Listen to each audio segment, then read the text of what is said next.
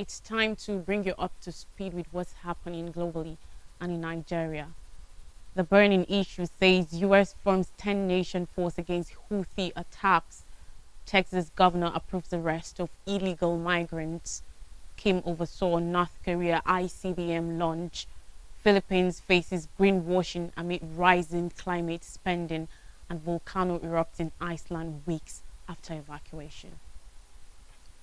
The United States has announced the unveiling of a multinational force to defend trade in the Red Sea after a series of attacks by Yemen's Houthi rebels forced numerous shipping companies to halt activities.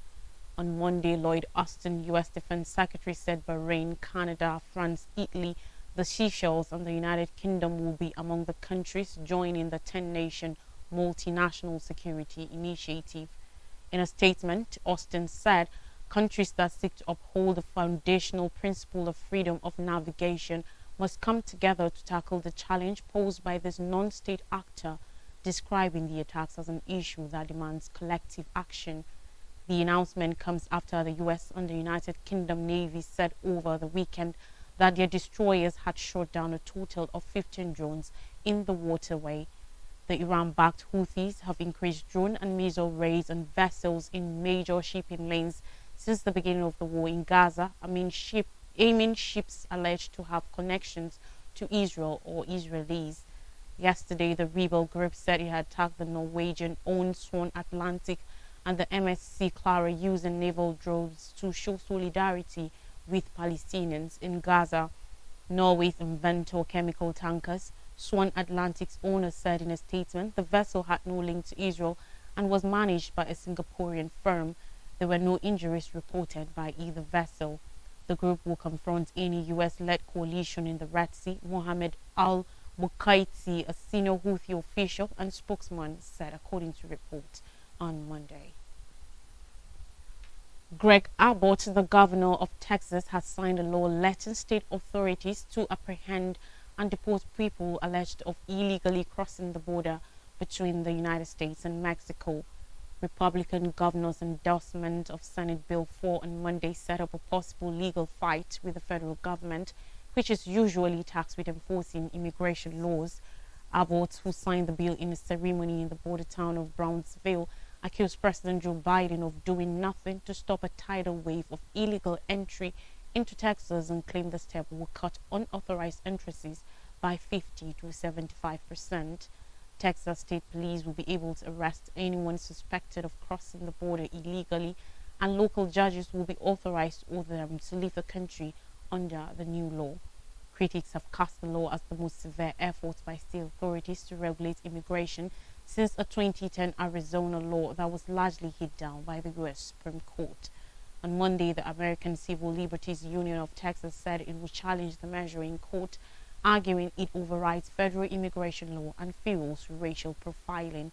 Over 20 congressional Democrats also signed a letter urging the U.S. Justice Department to take legal action to block the measure.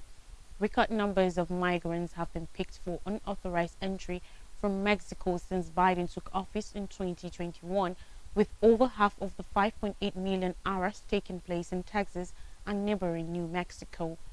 Former President Donald Trump, who Abbott has supported to be the Republican nominee in the 2024 presidential election, has made immigration a major plank of his bid to retake the White House. Last month, during a visit to Edinburgh, Texas, close to the U.S.-Mexico border, Trump claimed that the U.S. had the most unsecure border in the history of the world and that the country was being invaded. On Saturday, Trump said immigrants coming to the U.S. were poisoning the blood of our country, drawing a sharp rebuke from the White House. White House Deputy Press Secretary Andrew Bates said, echoing the grotesque rhetoric of fascists and violent white supremacists and threatening to oppress those who disagree with the government are dangerous attacks on the dignity and rights of all Americans, on our democracy, and on public safety.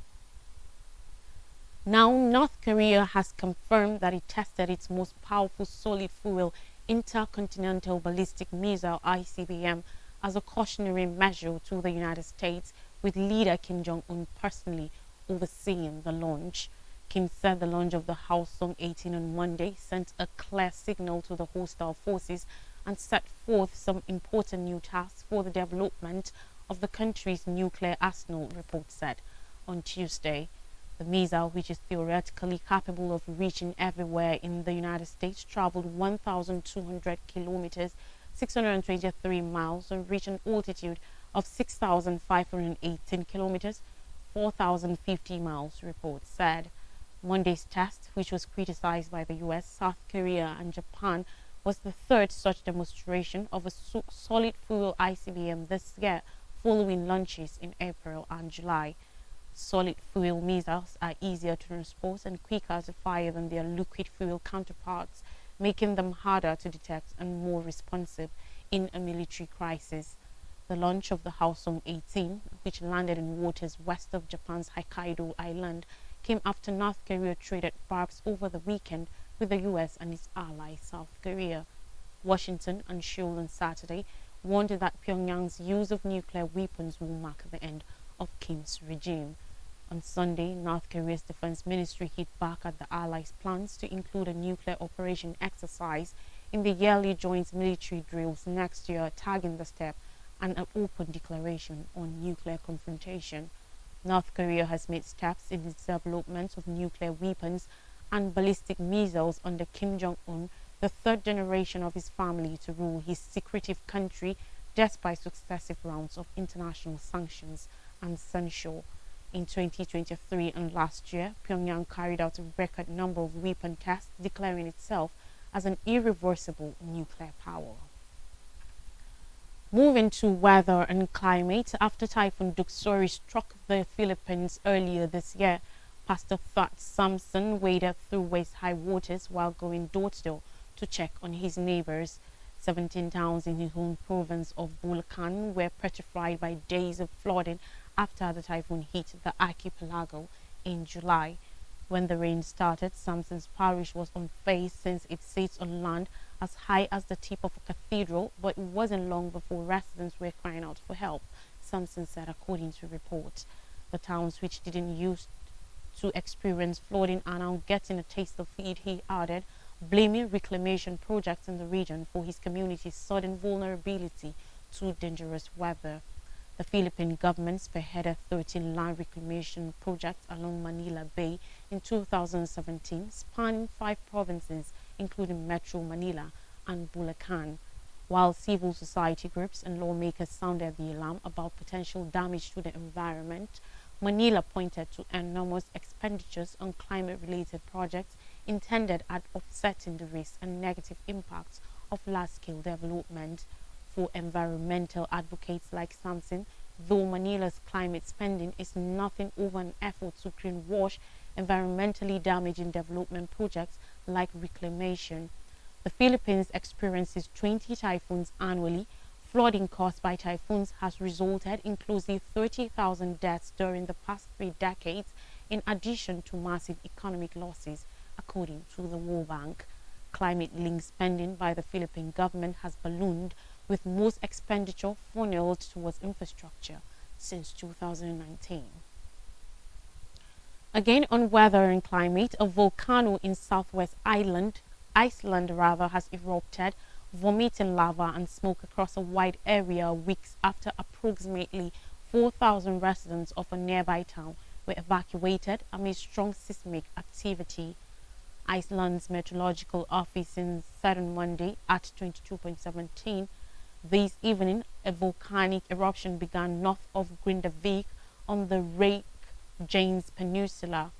The live stream footage of the eruption showed glowing orange lava rising into the night sky, surrounded by billowing red smoke.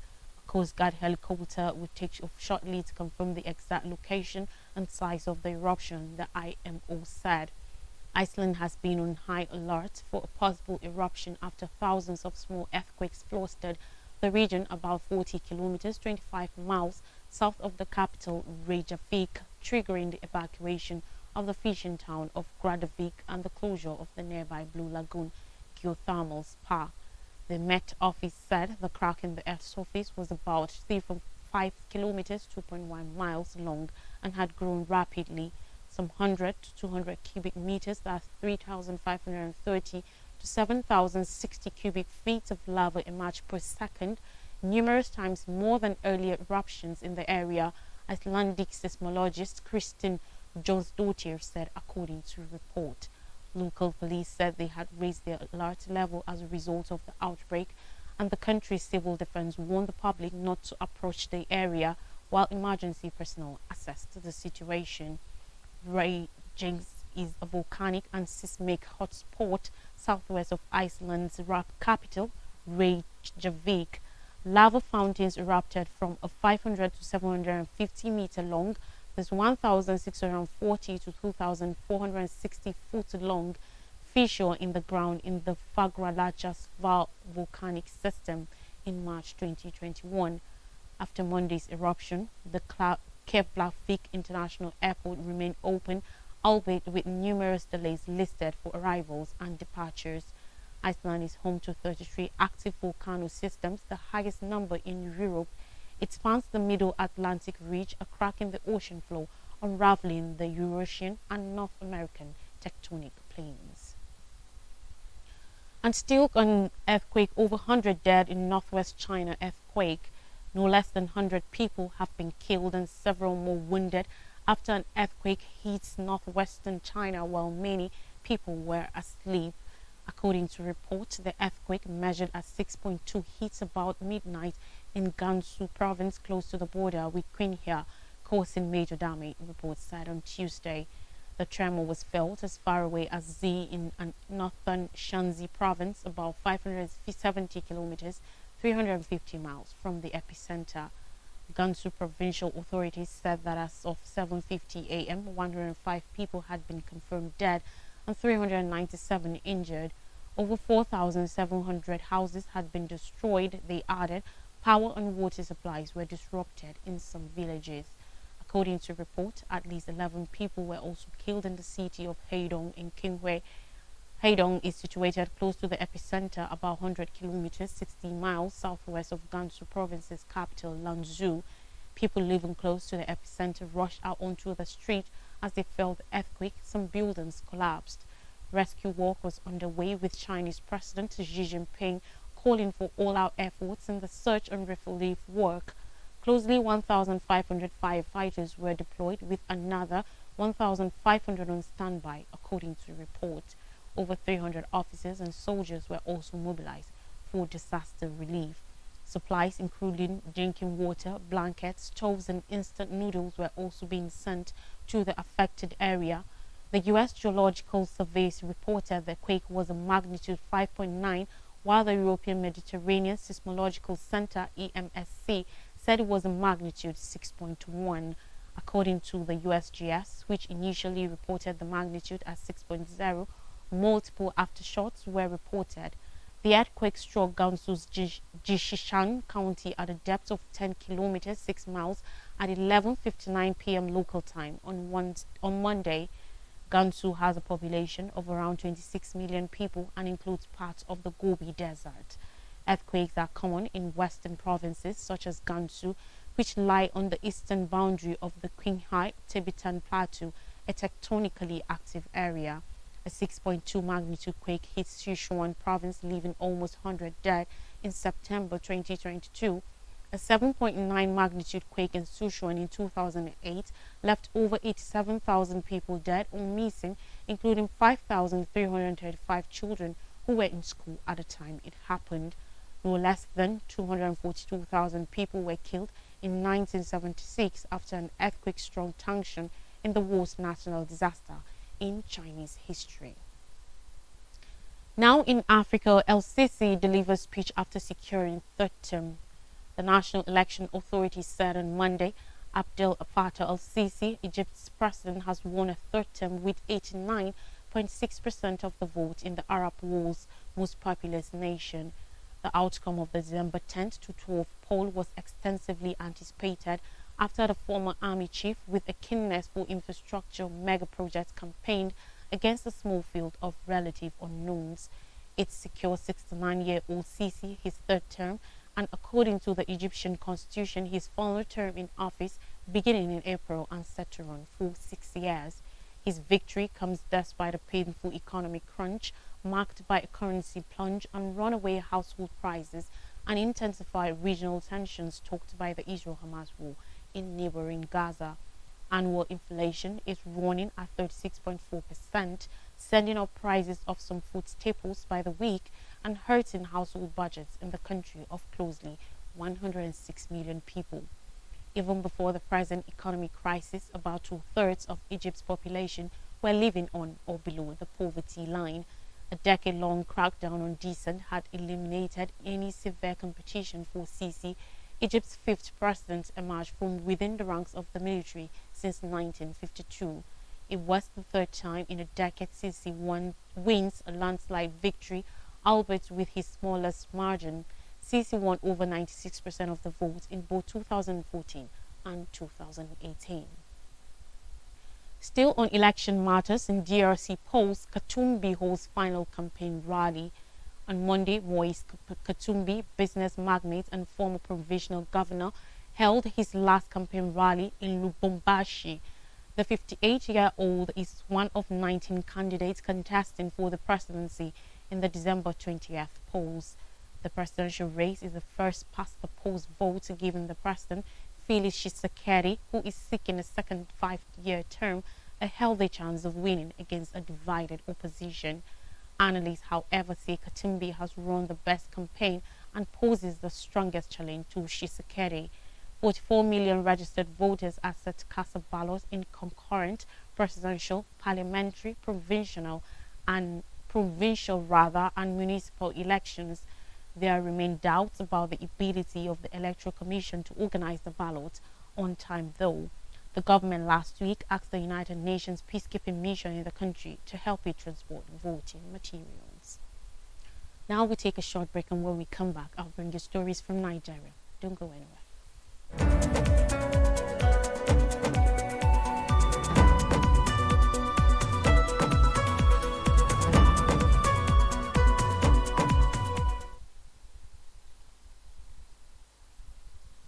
You're welcome back. On politics in Nigeria, Tinubu intervenes in Rivers crisis.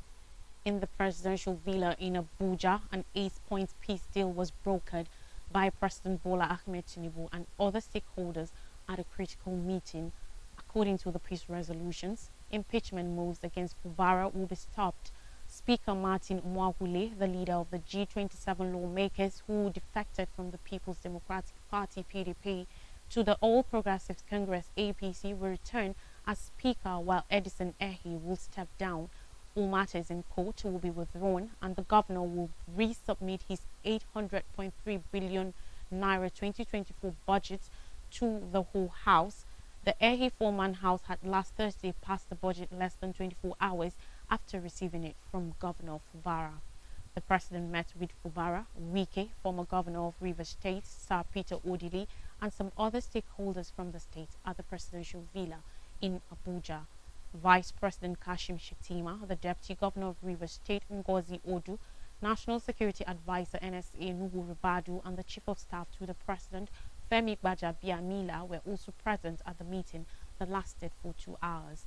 The resolution was signed by Fubara, Wike, Professor Odu, Nuhu Ribadu, Mwahule, PDP Chairman Rivers State, Aaron Chukwemeka, and APC Chairman Rivers State, Tony Okocha.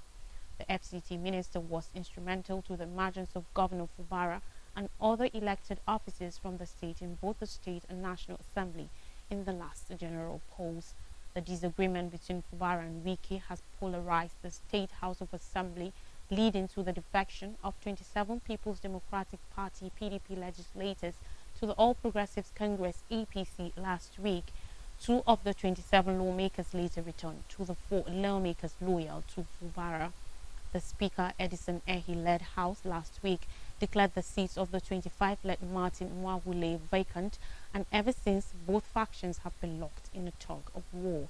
Governor Siminalayi Fubara of Rivers State yesterday signed an agreement with his predecessor and Federal Capital Territory FCT Minister Chief Nyesom Wike to end the political feud in the state. And finally on the news, INEC schedules February 2024 for rerun and by-elections. On Monday, the Independent National Electoral Commission (INEC), excluding any last-minute changes, said rerun and by-elections may be held across the country in February 2024. Professor Mahmoud Yakubu, the INEC chairman, stated this at an extraordinary consultative meeting with leaders of political parties in Abuja. Yakubu said the polls were to tackle gaps left by court orders, resignations, and unfortunate deaths within the state and federal legislatures. He revealed that arising from the conduct of the 2023 general elections, the courts have so far ordered the Commission to conduct rerun elections in 34 constituencies made up of 1 senatorial district, 11 federal constituencies, and 22 state assembly constituencies. Yakubu explained that the elections to be conducted were in 2 categories, saying the Election Petition Appeal Tribunal set up in the aftermath of the 2023 general election gradually wind up their proceedings. The Commission is required to conduct rerun elections in constituencies by court order. He said INEC is also mandated to conduct by-elections to fill vacancies arising from the death or resignation of members of the National and State Houses of Assembly. Yakubu explained that the Commission plans to combine and conduct the 2 categories of elections on the same day, the details of which, he said, will be discussed at the meeting. To refresh our memories, U.S. forms 10-nation force against Houthi attacks. Texas governor approves arrest of illegal migrants. Kim oversaw North Korea ICBM launch. Philippines faces greenwashing amidst rising climate spending, and volcano erupts in Iceland weeks after evacuation. And that's all on the news. Thanks for watching. From all the crew members, have a great day.